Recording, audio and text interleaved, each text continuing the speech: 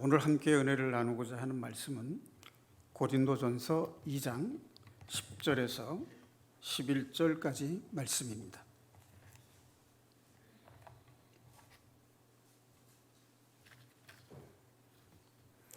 신약성경 265페이지 고린도전서 2장 10절부터 16절까지 함께 봉독하시겠습니다. 오직 하나님이 성령으로 이것을 우리에게 보이셨으니 성령은 모든 것, 곧 하나님의 깊은 것까지도 통달하시느니라. 사람의 일을 사람의 속에 있는 영 외에 누가 알리오? 이와 같이 하나님의 일도 하나님의 영 외에는 아무도 알지 못하느니라. 우리가 세상의 영을 받지 아니하고 오직 하나님으로부터 온 영을 받았으니 이는 우리로 하여금 하나님께서 우리에게 은혜로 주신 것들을 알게 하려 하심이라. 우리가 이것을 말하거니와 사람의 지혜가 가르친 말로 아니하고 성령께서 가르치신 것으로 하니 영적인 것은 영적인 것으로 분별하느니라. 육에 속한 사람은 하나님의 성령의 일들을 받지 아니하나니 이는 그것들이 그에게는 어리석게 보이며 또 그는 그것들을 알 수도 없나니 그러한 일은 영적으로 분별되기 때문이라. 신령한 자는 모든 것을 판단하나 자기는 아무에게도 판단을 받지 아니하느니라. 누가 주의 마음을 알아서 주를 가르치겠느냐? 그러나 우리가 그리스도의 마음을 가졌느니라. 아멘. 자, 여기 본문 말씀을 보면 성령, 하나님의 영이라는 말이 나오고요. 그 다음에 사람의 영이라는 말이 나옵니다. 10절에는 성령, 하나님의 성령 나오고 11절에는 사람의 일을 사람의 속에 있는 영 외에 누가 알리오? 그래서 사람의 영이 있다는 것을 말씀하고 있고요. 12절에 보면은 세상의 영이라는 말이 나옵니다. 자, 그래서 이 하나님의 영과 인간의 영 그리고 세상의 영을 분별하라는 것입니다. 13절 끝에 보면 영적인 일은 영적인 것으로 분별하느니라. 자, 그 다음에 14절에 보면 육에 속한 사람이라는 말이 나오고 거기에 대한 설명이 나옵니다. 육에 속한 사람은 하나님의 성령의 일들을 받지 아니하나니 이는 그것들이 그에게는 어리석게 보이며 또 그는 그것들을 알 수도 없나니 그러한 일은 영적으로 분별되기 때문이라. 그러니까 육에 속한 사람은 하나님의 성령의 일들을 받지도 않고 알 수도 없다. 왜냐하면 하나님의 일은 하나님의 영 외에는 알 수 없기 때문이다. 그 다음 15절에는 신령한 자가 나옵니다. 신령한 자는 하나님의 영으로 인도받는 자를 말하죠. 자, 그 다음에 본문 말씀에서는 읽지 않았습니다만 3장 1절에 보면 육신에 속한 자라는 말이 나옵니다. 자, 3장 1절로 3절까지를 제가 한번 읽겠습니다. 형제들아, 내가 신령한 자들을 대함과 같이 너에게 말할 수 없어서 육신에 속한 자, 곧 그리스도 안에서 어린아이들을 대함과 같이 하노라. 자, 신령한 자들은 15절에서 언급이 돼 있고 여기서 반복이 됐는데 육신에 속한 자라는 말은 여기 처음 나오죠. 자, 그런데 2장 14절에는 육에 속한 사람이라는 말로 표현이 됐고 3장 1절에는 육신에 속한 자라고 표현이 되어 있어요. 그런데 3장 14절에 육에 속한 사람은 하나님의 성령의 일들을 받지 않고 어리석게 여겨서 알 수도 없다. 이렇게 되어 있죠. 그래서 육에 속한 사람은 예수 그리스도를 믿는 믿음이 없을 뿐만 아니라 구원을 얻지 못한 사람을 가리킵니다. 자, 그런데 3장 1절에 나오는 육신에 속한 자는 그 뒤에 설명이 뭐라고 되어 있느냐면 그리스도 안에서 어린 아이들을 대함과 같다. 같이 한다. 이렇게 돼 있죠. 그리스도 안에서라는 말은 믿음으로 구원을 받은 사람들을 가리키죠. 그래서 사람을 육에 속한 사람, 육신에 속한 사람, 신령한 사람 이렇게 세 가지로 분류를 했어요. 그러면 2장 10절, 11, 12절에서 말한 하나님의 성령, 사람의 영, 세상의 영 이것과 연결을 시켜보면 육에 속한 사람, 구원받지 못한 사람은 세상의 영의 지배를 받는 사람이죠. 그럼 육신에 속한 자, 그리스도 안에서 어린아이와 같은 믿음이 연약한 사람은 사람의 영의 지배를 받는 사람이에요. 그럼 신령한 자는 누구냐면 하나님의 성령의 인도함을 받는 사람을 가리킵니다. 자, 그러니까 구원받은 사람은 누구나 다 성령의 인도함을 받는다. 이렇게 생각할 수 있습니다. 넓은 의미에서는 그 말이 맞습니다. 자, 그러나 교회 안에서도 이 세 가지 영이 역사하고 있다는 것을 분별하라 하는 말씀이에요.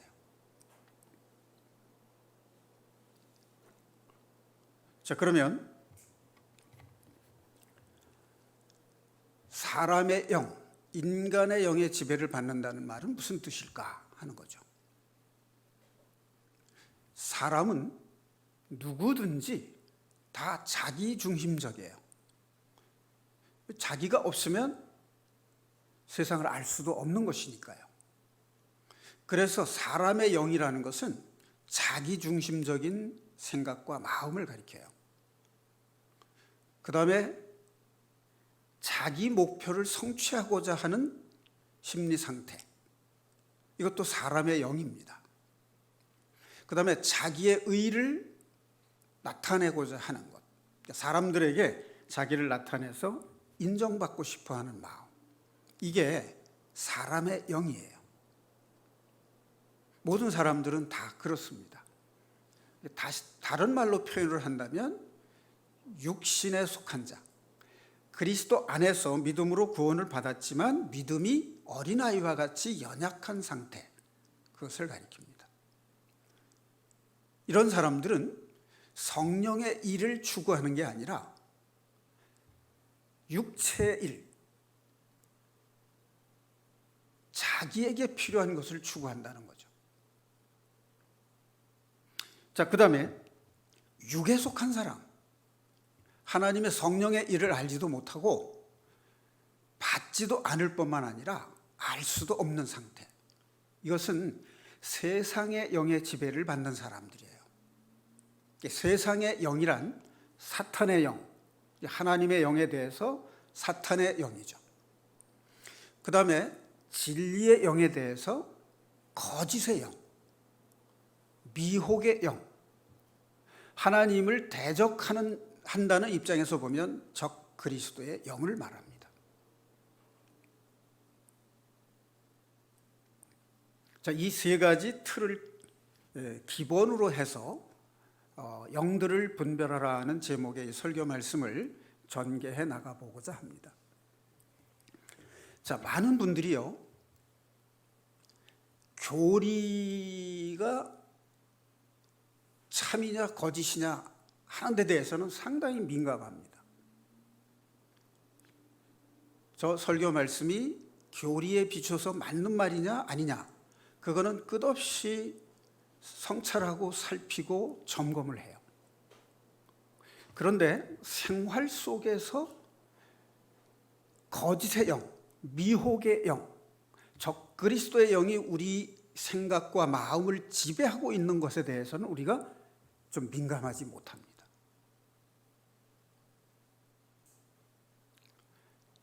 다른 말로 표현하면 함께 살고 있고, 더 심한 말로 표현하면 미혹의 영에 이끌려서 산다, 매여서 산다, 이렇게 표현할 수가 있습니다. 자, 여러분들도 다 잘 아시다시피 창세기 3장 5절 6절에 보면 사탄이 하와를 유혹하는 장면이 나옵니다. 사탄이 하나님께서 지은 사람인 아담과 하와를 유혹할 때 무엇으로 유혹했는지 아시죠? 말씀으로 유혹을 했습니다. 그러니까 사람이 모르는 것을 가지고 유혹한 게 아니라 하나님의 말씀을 가지고 사람을 유혹한 거예요. 네가 먹는 날에는 죽지 않고 하나님과 같이 눈이 밝아져서 선악을 분별할 줄 알게 되는 것을 하나님이 알기 때문에 못 먹게 하는 거다. 먹어도 죽지 않는다. 이렇게 유혹을 했단 말이에요. 근데 그 말을 듣고 보니까 그 선악과 선악을 알게 하는 나무의 열매가 먹음직스럽기도 하고 보암직스럽기도 하고 지혜롭게 할 만큼 탐스럽기도 한지라. 그래서 먹었어요. 그러니까 아담과 하와는 사탄의 유혹에 넘어갔습니다. 실패했어요. 그럼 우리들은 어떨까요? 예수 그리스도를 믿고 구원을 받은 사람은 사탄의 유혹에 넘어가지 않을까요? 넘어갈 수도 있고 안 넘어갈 수도 있는 거죠. 그러니까 육신에 속한 자, 육신의 일, 세상적 가치를 추구하는 마음을 가지고 있다 보면 사탄의 유혹에 넘어가지 않을 수 없다는 거죠. 그런데 성령의 인도함을 받는 그 삶을 통해서 사탄의 유혹을 이겨낼 수 있는 길을 예수 그리스도께서 열어놓으셨고 이미 이겨놓았습니다. 그래서 성경에 보면 예수님을 뭐라고 표현을 했냐면 세상에 있는 자보다 크신 이라고 표현을 했어요. 그러니까 우리가 이 세상에서 살아갈 때 필요한 물질이라든가 권위라든가 권세라든가 명예라든가 이제 자기 목표를 성취해서 성공한 삶이라든가 이제 이런 것들을 추구하는 것보다 예수님께서 말씀하시고 가르치신 진리와 영생의 세계, 하나님 나라의 세계가 훨씬 더 크다 하는 겁니다. 그것을 믿는 믿음, 이게 이제 신령한 자의 믿음이에요. 그렇게 성령의 인도함을 받는 자들만이 세상을 이길 수 있다는 겁니다. 그렇지 않은 경우에는 미혹의 영의 미혹을 받기가 아주 쉽다는 겁니다. 그것이 교회 안에도 있다는 거예요.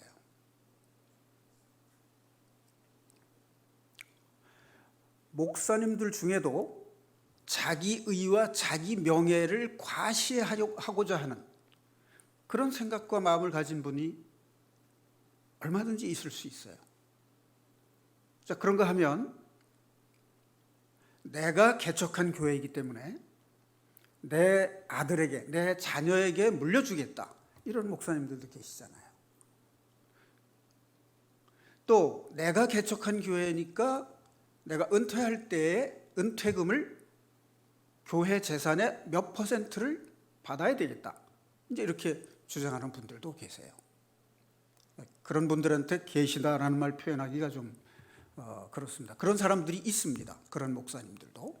그런가 하면 반대로 자신이 개척을 했어도 후임자에게 물려주고 그 교회의 누가 될까 봐 잠잠하게 조용히 부담이 될까 봐 오히려 그 교회를 안 나가고 가까운 교회에 나가시는 분들도 있어요. 그래서 목회를 할 때보다도 목회를 하고 난 뒤에 더 존경받는 분들도 있습니다. 이렇게 목회를 하고 난 뒤에 존경받는 분들은 성령의 인도함을 받은 분들이라고 볼 수가 있겠죠. 그런데 조금 전에 예를 든 개척교회에 자식한테 물려주고 은퇴금을 많이 요구하고 이런 요구를 했다는 얘기는 그분이 어떤 영의 지배를 받고 있다는 것이에요. 세상의 영의 지배를 받고 있다는 뜻이에요. 교회 안에도 미혹의 영, 세상의 영, 사탄의 영, 적 그리스도의 영이 역사하고 있다는 것을 우리가 잊으면 안 될 것 같습니다. 자, 제가 좀 전에 이렇게 말씀을 드렸어요. 사람의 영이 추구하는 것은 자기중심, 자기만족, 자기 목표 추구, 자기의 의의를 세우는 것, 자기를 자랑하는 것, 이런 것으로 볼 수 있습니다. 자, 요한일서에 보면 요한 사도가 하나님의 영에 대해서 말씀하신 대목이 나옵니다. 잠깐 살펴보겠습니다. 요한일서 4장 1절부터 6절까지 말씀입니다. 신약성경 391페이지. 사랑하는 자들아, 영을 다 믿지 말고 오직 영들이, 자 여기 영들이 그러면 이제 복수잖아요. 하나가 아니라는 얘기죠. 하나님께 속하였나 분별하라. 많은 거짓 선지자가 세상에 나왔습니다. 요한 사도가 있던 생존하고 있었던 1세기경에도 이미 영지주의자들과 율법주의자들, 이 성경에 기초한 믿음이 아닌 다른 복음을 전하는 사람들이 많이 있었다는 얘기입니다.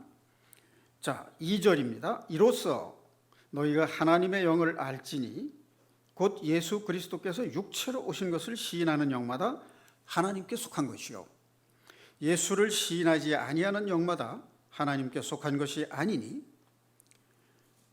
이것은 곧 적 그리스도의 영이니라. 오리라 한 말을 너희가 들었거니와 지금 벌써 세상에 있느니라. 자, 여기 보면 하나님께 속한 영인지 아닌지를 구별하는 기준으로 제시한 것이 뭐냐면 예수께서 육신으로 이 땅에 오셨는지를 믿느냐 믿지 않느냐. 그러니까 예수님께서 육신을 입고 인간의 모양으로 이 세상에 오신 것을 믿는 자들은 하나님께 속한 영이에요.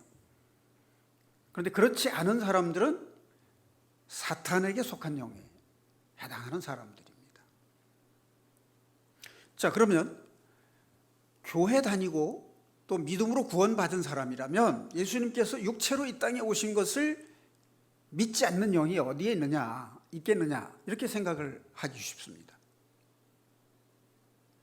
그러나 조금 전에도 말씀드린 것처럼 구원을 받았지만 그리스도 안에서 육신에 속한 자, 어린아이와 같은 연약한 믿음을 가진 사람들은 거기에 넘어갔다 다시 회복될 수도 있지만 넘어가서 회복되지 못하고 오랜 시간 빠져 있는 경우도 있다는 말씀입니다. 자, 예수님께서 육체로 오셨다는 것이 어떤 의미가 될까요?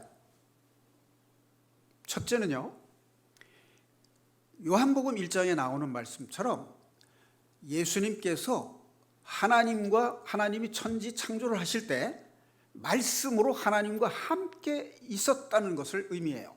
그러니까 예수 그리스도는 하나님이셨다는 신성을 말하는 것입니다. 그럼 예수님께서 육신으로 오신 것을 부인한다는 것은 예수님이 하나님과 함께 계셨던, 말씀으로 함께 계셨던 하나님이라는 사실을, 하나님의 신성을 거부하는 거예요. 부인하는 거예요. 그럼 예수님이 육신을 입고 인간의 모습과 같은 모양으로 왔다는 것을 믿는다는 것은 뭘 말하냐면 예수님의 인성을 믿는 것입니다. 그러니까 예수님이 말씀으로 하나님과 함께 계셨던 분으로서 신성을 지닌 분이라는 뜻은 예수님은 죄 없으신 분이라는 뜻이에요.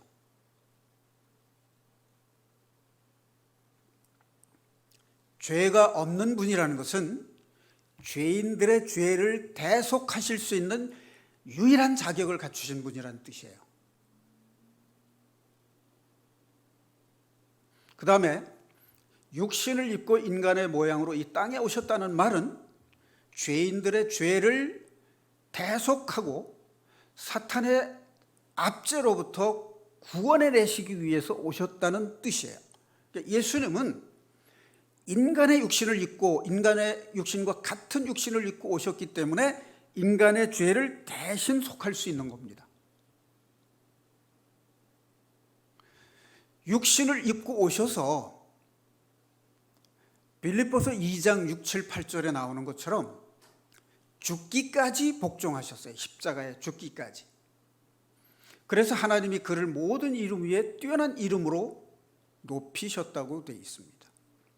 그리고 히브리서 2장 14절 15절 말씀에 보면 예수님이 죽으신 것이, 그 육신이 십자가에 못 박혀 피를 흘려 죽으심으로 해서 죽음의 세력을 잡은 자 사탄을 멸하셨다고 되어 있어요. 육신을 입고 오지 않으셨으면 사탄을 멸할 수 있는 방법을 얻지 못하셨다는 뜻이 돼요. 그러니까 예수님께서 육신으로 이 땅에 오셨다는 것은 예수님이 하나님으로 선제, 아담과 하와를 짓기 이전에, 창조하시기 이전에 이미 하나님으로 계셨다는 것을 의미해요. 선제, 그리스도의 선제성을 말합니다. 앞선 자, 먼저 이미 있었다는 뜻이에요. 육신을 입고 오셨다는 것은 인간과 같은 모양으로 오셔서 인간의 죄를 대속하실 대제사장, 영원한 대제사장으로 오셨다는 것을 의미하는 거예요. 그러니까 예수님이 육체로 이 땅에 오셨다는 것을 부인한다는 것은 예수님의 신성과 예수님의 인성을 부정하는 거예요. 그 말은 예수님께서 모든 인간들의 죄를 단번에 영원히 속죄하셨다는, 하나님의 계획을 성취하셨다는 그것을 부정하는 것이다, 그 말이에요. 그러니까 이 예수님이 육체로 오셨다는 것을 믿지 않는 것은 미혹의 영, 거짓 선지자의 영, 적그리스도의 영, 미혹의 영의 유혹을 받았기 때문에 그렇다는 것이에요. 그러니까 우리가 믿고 구원을 받았어도요, 우리가 예수님이 육체로 오신 것을 믿는다고 신앙 고백을 하면서도 실제로 우리의 삶 속에서 그렇지 못한 경우가 있다는 거예요. 자, 어떤 경우에 그런 상황이 빚어질 수 있을까 하는 거죠. 자, 예를 들면요, 이런 경우가 있어요. 내가 대형 교회에 다니는 교인이다. 대형 교회라는 것은 목사님의 설교가 훌륭하고 교인들이 많다는 것은 그 중에 하나님이 함께 하신 것이 분명하고 그 중에 구원받은 그리스도인들이 많다는 증거가 아니냐. 그러니까 나도 이런 교회를 다니고 있는 나도 예수 그리스도를 믿고 구원받은 확증이 있는 것이다, 이렇게 생각하는 거예요. 자, 이거 사실입니까? 속고 있는 겁니까? 그렇다면 이것이 미혹의 영의 유혹을 받는 거죠.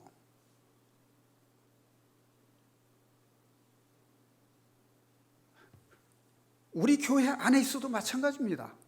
내가 교회에 다니고 있으니까 나는 예수님이 육체로 오신 것을 믿는다, 그렇게 생각할 수 있습니다만은 교회 다닌다는 것만으로 내가 구원받았다라고 믿는다면 그것은 미혹의 영의 유혹을 받은 상태다, 그 말이에요.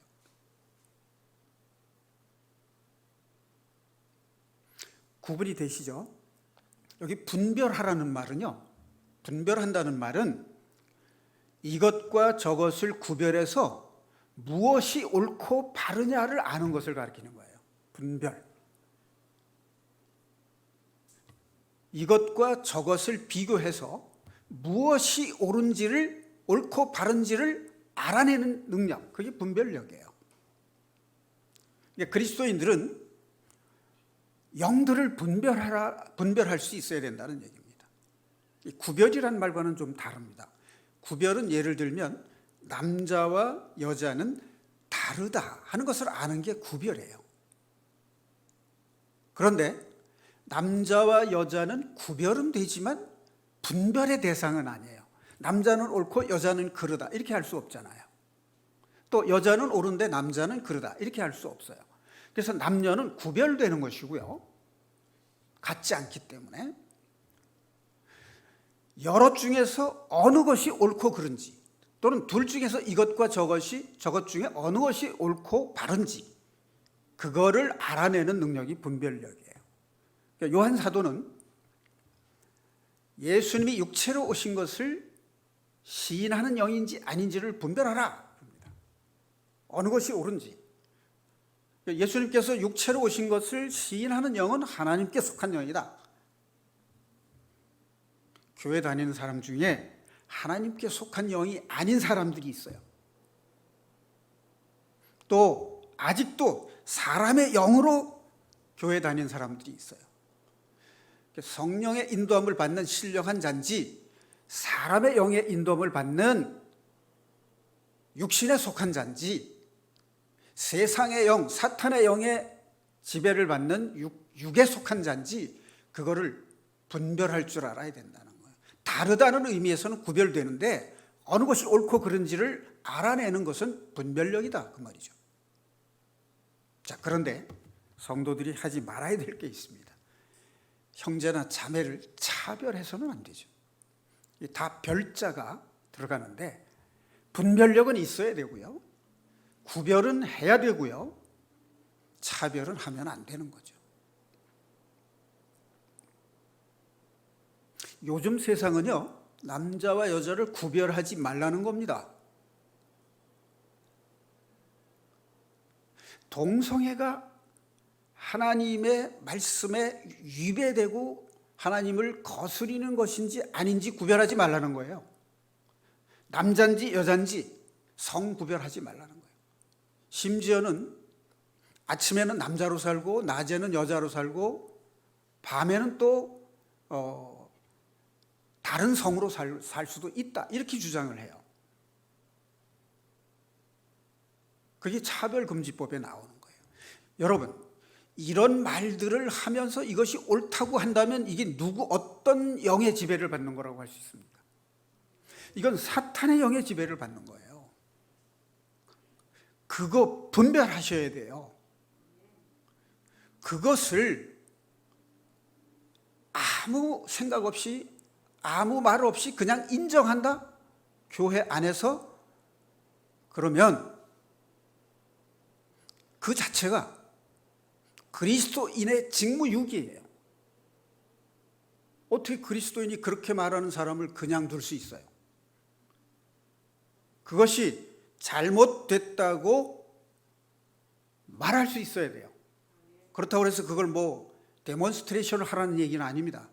어떤 사람이 만약 그렇게 생각을 하고 그런 마음을 가지고 있다면 그것은 성경에 비추어 잘못된 것이다 이렇게 말하고 가르치고 깨우쳐 줄 수 있어야 된다는 거죠. 그것이 옳은지 그른지 따지지 말자. 사랑하라 했지 않느냐 이렇게 말하면 이건 거짓 선지자입니다. 그것이 유명한 목사라 할지라도 말입니다. 유명 무명의 문제가 아니에요. 이것은 하나님의 영에 속했느냐 아니냐의 문제예요. 자, 그 다음에 우리가 또 경계해야 할 그런 일들이 또 있습니다. 자, 성경 지식이 많은 사람은요, 내가 이렇게 성경 지식이 많으니까 분별력이 있다 이렇게 생각할지 모릅니다. 자, 그런데 마귀 사탄은요 굉장히 영특합니다.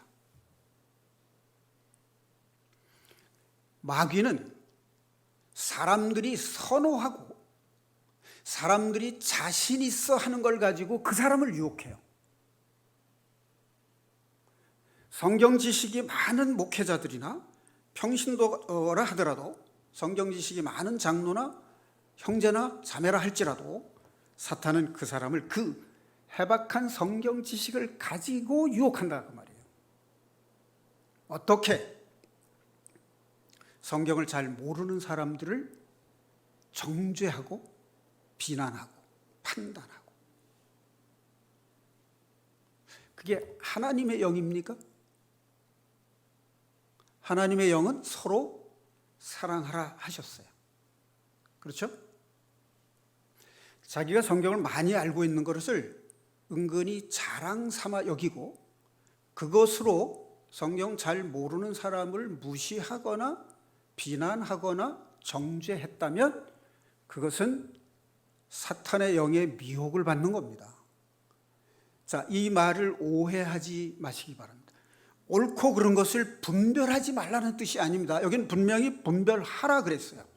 그런데 그 많이 알고 있는 성경 지식을 가지고 다른 사람을 너는 그것도 모르느냐라고 핀잔을 준다거나 무시한다거나 정죄한다거나 그것이 잘못됐다는 거예요. 겸손해야 돼요. 많이 안다고 하더라도. 그것이 하나님의 뜻이잖아요. 자, 그럼 아주 희생적이고 헌신적인 신앙생활하는 사람들을 어떻게 유혹하는지 아십니까?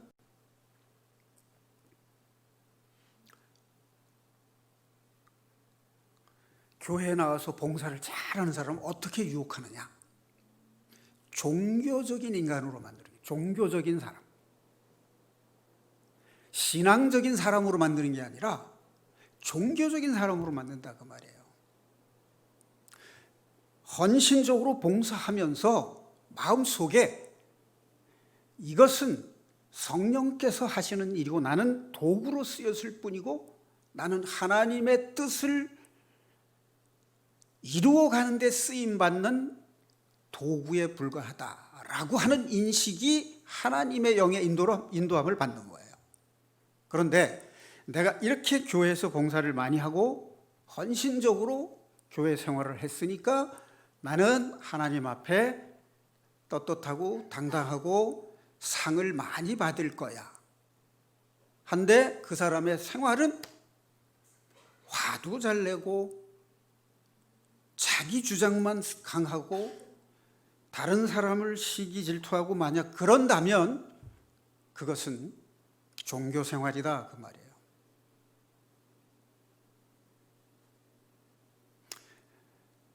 분별이 되시죠? 네.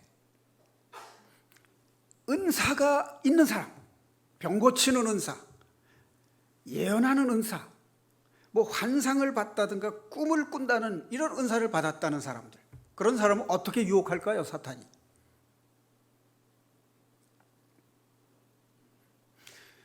너만이 하나님의 사랑을 받는 사람이야. 너는 다른 신도들과 다른 크리스찬들과 달라. 방언의 은사, 예언의 은사.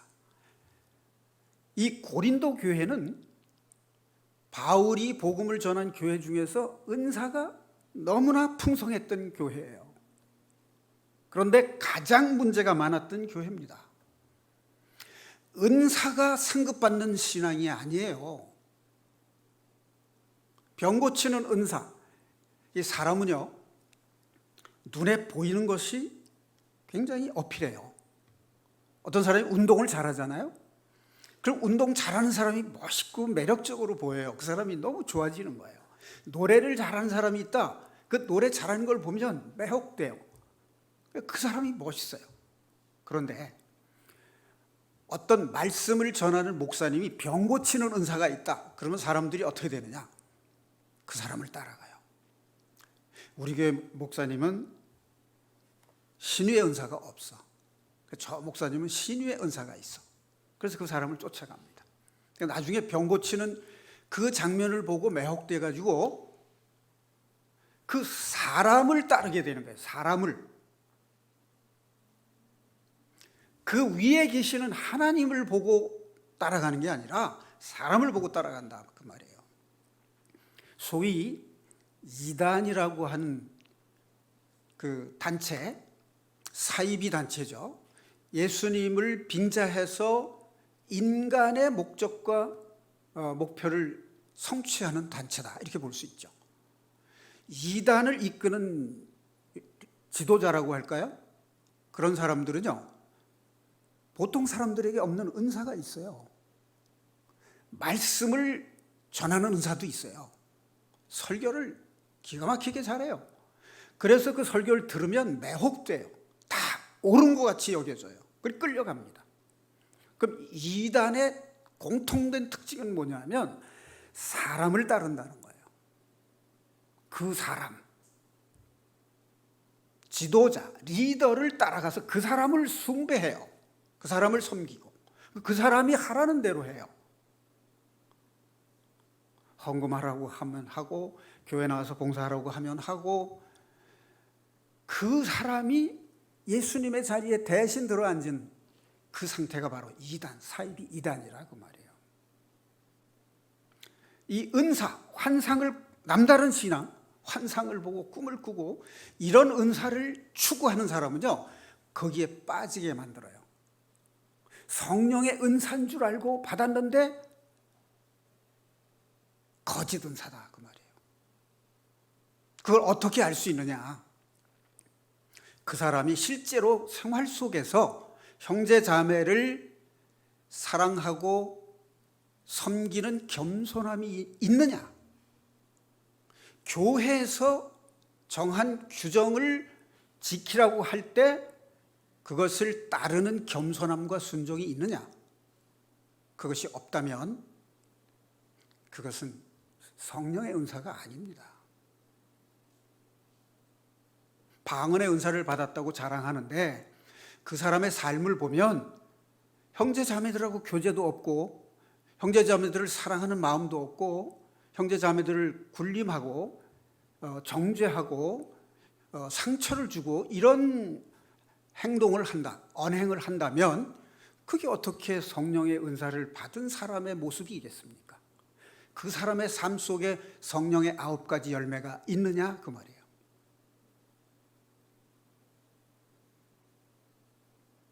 그렇지 않잖아요.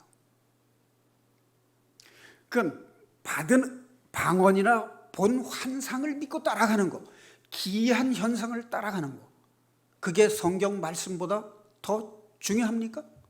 더 권위가 있습니까?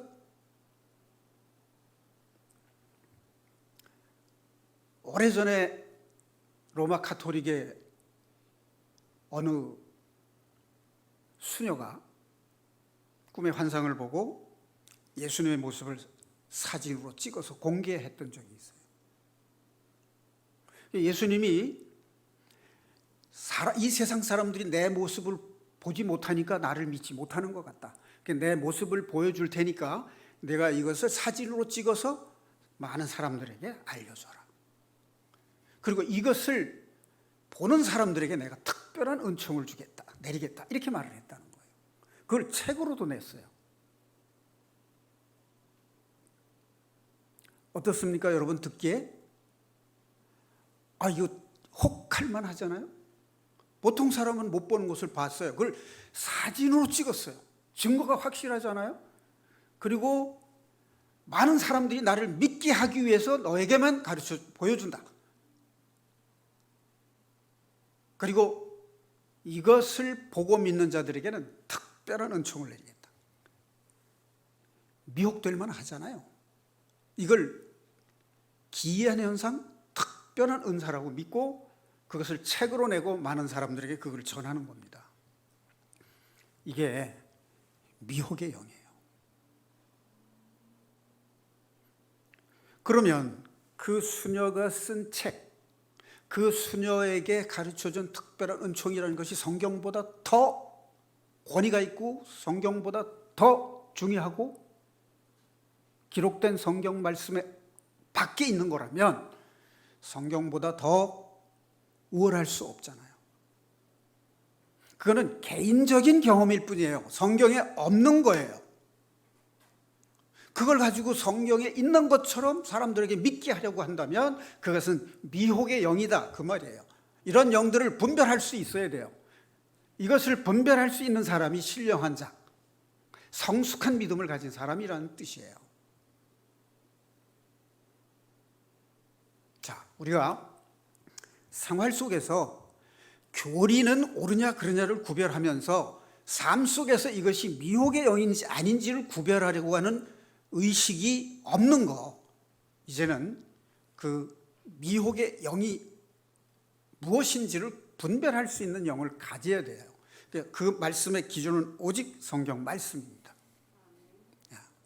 자, 제가 그 주보에 기도와 간구에 대한 내용을 올려놨는데요. 잠깐 함께 읽어보겠습니다.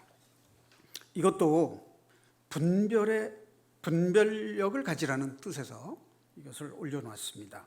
기도는 나의 소원과 필요를 아뢰는 것을 넘어서는 것이며, 이것은 믿음이 어린 상태의 기도예요. 그걸 넘어서 먼저 하나님의 뜻을 묻고 구하여 그분의 말씀을 듣는 겁니다. 우리는 기도 그러면 무엇이든지 주절주절 아뢰는 것을 기도라고 생각을 해요. 그런데 기도의 성숙한 기도는요, 말하는 기도가 아닙니다. 듣는 기도예요. 뭘 듣느냐? 내가 읽었었고 기억한 하나님의 말씀을 묵상하는 겁니다. 하나님은 겸손하라 했어요. 그럼 그 말씀을 듣는 겁니다. 듣는다는 말은 내가 겸손한 자세를 가져야 되겠다라고 하는 것을 마음에 새기는 것, 그게 기도다 그 말이에요. 곧 부모에게 순종하는 효자의 겸손한 자세와 같다. 진정한 효자는 자신의 뜻대로 하는 것이 아니라 아버지의 뜻을 먼저 듣고 순종하는 사람이다. 자, 생각해 보세요. 아버지가 아들을 불렀어요. 그래, 아버지를 뵙자마자 아버지, 저 용돈 좀 올려주세요. 그리고 차 한 대 사주세요. 그리고 뭐 해주세요. 아버지는 들어주고 싶죠. 그런데 오래간만에 아버지가 불러서 온 아들이 자기가 원하고 요구하는 것만 계속 해달라고 하는 아들하고, 아버지 오랫동안 찾아뵙지 못했습니다. 송구합니다. 아버지께서 하시고자 하는 말씀을 해 주십시오. 혹시 제가 잘못한 것이 있으면 바로 잡아 주십시오. 이렇게 말하는 이런 아들이, 이런 자녀가 효자 아닙니까? 이 효자는 자기 주장을 하지 않고 아버지의 말씀을 듣고 순종하는 사람이에요. 기도도 그와 같다 그 말이에요. 간구, 나의 소원과 요구를 이루어달라고 매달리고 떼쓰는 게 아니라 문제 해결, 어떤 상황에서 발생한 문제를 해결하는 데 있어서 자기의 방법, 자기의 의의를 포기하고 내려놓는 겁니다. 저는 할 수 없습니다. 하나님께 항복하고 두 손 들고 나오는 거예요. 하나님만이 하실 수 있습니다. 항복하고 나올 때 하나님께서 하나님의 때에, 하나님의 방법으로, 하나님의 능력과 주권으로 그 문제를 해결하시는 것을 기다리고 믿는 믿음, 그게 간구의 자세예요. 우리가 일반적으로 알고 있는 기도와 간구에 대해서 이제 좀 성숙한 기도와 성숙한 간구를 분별할 수 있었으면 좋겠습니다. 자, 기도의 얘기가 나왔으니까 출애굽기 2장에 보면은요, 장절을 확인을 하는 게 좋을까요? 출애굽기 2장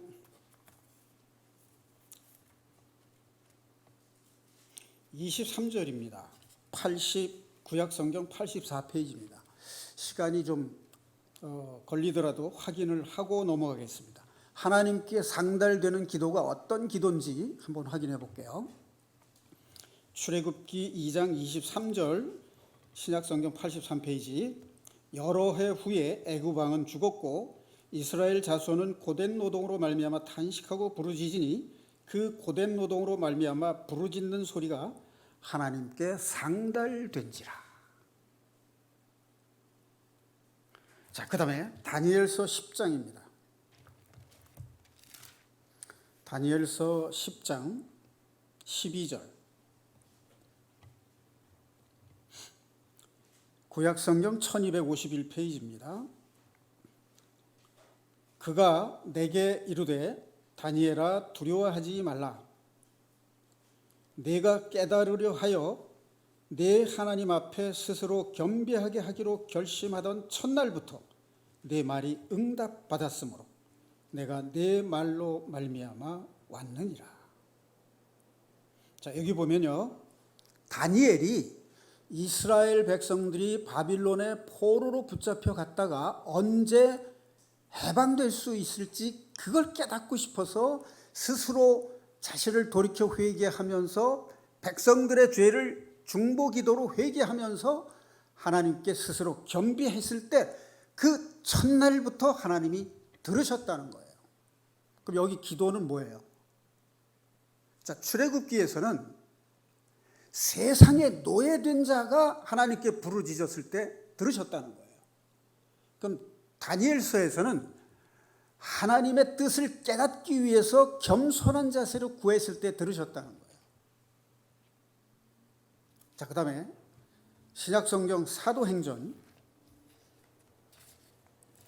10장 보겠습니다. 204페이지입니다. 10장 4절 보면 고넬료가 주목하여 두려워 이르되 주여 무슨 일이니까 천사가 이르되 내 기도와 구제가 하나님 앞에 상달되어 기억하신 바가 되었으니. 자, 이 고넬료는 유대인이 아닙니다. 이방인입니다. 거기 1절에 보면요, 이런 말이 나오죠. 가이사랴의 고넬료라 하는 사람이 있으니 이탈리아 부대라 하는 군대의 백부장이라. 로마가 이스라엘을 지배하는 지배국이었어요. 그러니까 식민지였다 그 말이에요. 식민지를 지배하고 통치하는 로마 군대의 백부장, 군사 100명을 거느릴 수 있는 권한을 지닌 사람이에요. 100이라는 숫자 많은 것 같지 않지만 예를 들어 생각해 보세요. 우리 집에 그 총독부에 있는 백부장이 병사 100명을 데리고 나를 잡으러 왔다고 한번 생각해 보세요. 그 100명이면요 집을 몇 겹으로 둘러쌀 수 있는 숫자예요. 상당한 권세입니다. 그것도 지배국이잖아요. 그런데 이 사람이 경건해서 2절에 보면 온 집안과 더불어 하나님을 경외하며 백성을 많이 구제하고 하나님께 항상 기도하더니 이렇게 돼 있어요. 생각해 보세요. 일제시대 때 일본 사람이 병사 100명을 거느릴 수 있는 권세를 지닌 일본 대장이 조선 사람을 구제하는 일을 했다고 한번 가정해 보세요. 가능한 일입니까? 쉽게 있을 수 있는 일이에요? 근데 그 사람이 어떤 사람이었냐면 하나님을 믿는 경건한 사람이었어요. 그리고 구제를 하면서 기도를 했다고 돼 있어요. 그러니까 이 기도는 말로 하는 기도가 아니라 하나님의 사랑을 실천하는 행동으로 하는 기도였다는 거예요. 그 기도가 하나님이 기억하신 바 됐다 그 말이죠. 그러니까 이것도 우리가 기도를 어떻게 해야 되는가 하는 것을 분별할 수 있는 성경 구절이고 말씀이에요. 이런 거를 제외해놓고 그냥 1시간이고 2시간이고 교회 안에 들어가서 무조건 기도를 오래 한다고 해서 그것이 상달되는 기도가 아닙니다. 무조건 자기의 주장, 자기가 하고 싶은 말을 주워 섬기는 맘마디의 말로 기도한다 그래서 그게 상달되는 기도가 아니라는 말씀이에요. 내가 죄인으로서 죄를 짓지 않고 하나님을 경외하고 싶은데 이 세상 죄에 붙들려서 내가 꼼짝할 수 없으니 제발 나를 좀 건져주세요 라는 기도, 그 기도는 상달된다 그 말이에요. 하나님의 뜻이 무엇인지 분별하게 해주십시오. 스스로 낮은 자세로 무릎 꿇고 경외하는 마음으로 기도하면 하나님 들어주신다 그 말이에요. 말로만 성경을 많이 알고 신앙생활 잘한다고 하면서 하는 기도보다 형제자매, 어려운 형제자매를 구제하면서 경건한 마음으로 하나님께 기도하는 그 사람의 기도, 그건 상달되는 기도다 그 말이에요. 그런데 예레미야서의 33장에 보면요, 이스라엘 백성들이 바벨론의 포로로 끌려가서도 회개하지 않아요. 그런데 그들이 하나님께 기도한다고 들어주시겠느냐? 하나님 듣지 않으신다 그랬어요. 하나님께서 듣지 않으시기 위해서 구름 위에 계시면서 구름에 차단하게 하셨다는 거예요. 이것을 분별할 수 있는 그리스도인이 되었으면 좋겠습니다. 우리가 믿으면서도 교리상, 구원의 교리는 믿으면서도 우리가 잘못 알고 있을 수 있단 말이에요. 제가 여러 번 강조한 말이지만 믿음은 현재형이고 진행형이에요. 완료된 게 아닙니다. 어제 내가 믿고 구원 받았어요. 근데 오늘은 믿음이 없어요. 그러면 이 믿음은 진짜 믿음이 아니다 그 말이에요. 오늘도 진행형으로 되어 있어야 돼요. 언제까지 진행되어야 되느냐? 주님께서 재림하실 때까지 진행돼야 돼요. 회개는 그럼 구원받을 때 한 번 하고 끝이다. 구원받은 사람은 죄 안 짓습니까? 죄는 지을 때마다 하나님 앞에 죄인 것을 인정하고 고백할 때 깨끗함을 받는 것이고, 그럴 때 성령의 인도함을 받는 거예요. 그러니까 이것을 요한일서에는 자백이라는 말로 표현을 했어요. 구원받은 이후에는 자신이 하나님 앞에 잘못된 것을 자백함으로써 씻음을 받고, 성령 세례를 통해서 씻음을 받고 성령의 인도함을 받고 자기의 마음속에 하나님의 나라가 이루어지는 경험을 하는, 그것이 구원을 이루는 지혜예요. 언제까지? 주님 재림하실 때까지. 믿음으로 의롭다 여기심을 받았다. 그 칭의, 그것도 역시 진행형이에요. 주님 재림하실 때까지 언약하신 것이고 효력이 있는 것입니다. 이 말은 무슨 뜻이냐면, 구원을 받았으면 하나님의 자녀답게 하나님의 말씀에 따라서 사탄을 따라 살 게 아니라, 옛사람의 구습을 따라 살 게 아니라, 세상의 영의 지배를 받고 살 것이 아니라, 사람의 영, 자기 만족을 추구하면서 살 것이 아니라 하나님의 영, 성령의 인도함을 받는 삶을 사는 그리스도인이 되어야 한다 하는 것을 성령은 우리들에게 말씀하고 계십니다. 우리는 말씀을 묵상하고 기도할 때 그 성령의 음성을 듣고 하나님의 뜻에 따라, 하나님의 말씀에 따라 사는, 영으로 인도함을 받는 영적인 사람, 하나님께 속한 사람이 되기를 우리 주님 이름으로 축원합니다. 기도하시겠습니다.